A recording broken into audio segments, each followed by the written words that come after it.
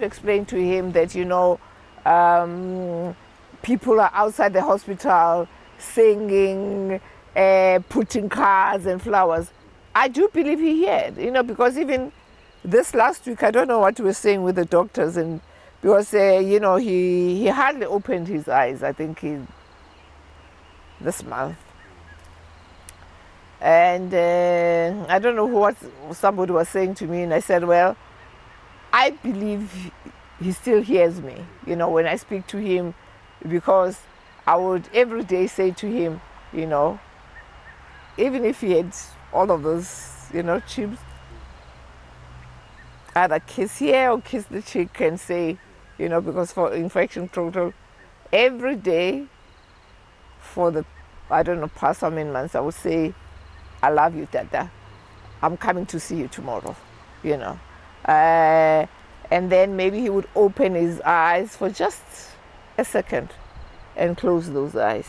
So for me, I think that until the last moment, had us, And, the children were there, the grandchildren were there, Grassa was there. So we are always around him. And even at the last moment, we were sitting with him on Thursday, the whole day.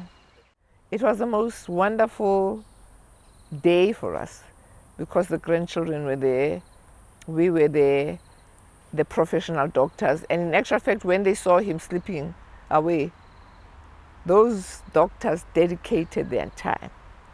They were running shifts, 3-hour shifts, 24 hours. Being there, it was like they were soldiers guarding this. I don't know whether you understand this. They were soldiers guarding the spirit of a king. Yes, my father comes from royalty. Without them knowing, they were actually practicing our rituals and culture. They were there in silence. And when we as family members come in, they would excuse themselves, and just a few of them would be there to give us the time to be around my dad's bed.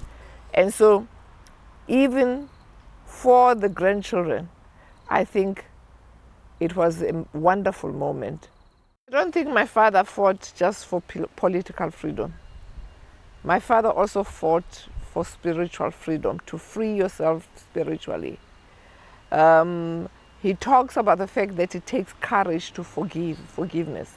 Forgiveness is a very difficult thing. I don't think it was easy. He woke up one day and say, I forgive those who incarcerated me and everything.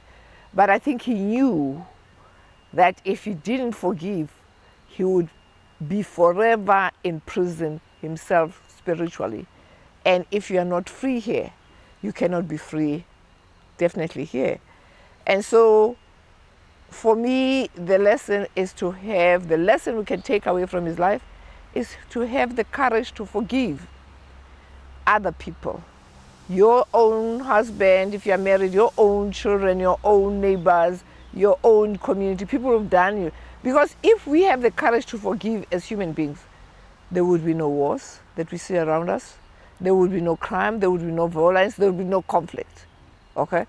And for me, that's the greatest gift that Dada has given to the world. Because he also says, none of us, when we are born hating another. We are taught to hate. And if you can teach a human being to hate, you can also teach a human being to love, to embrace, to forgive. And for me, that's the greatest lesson.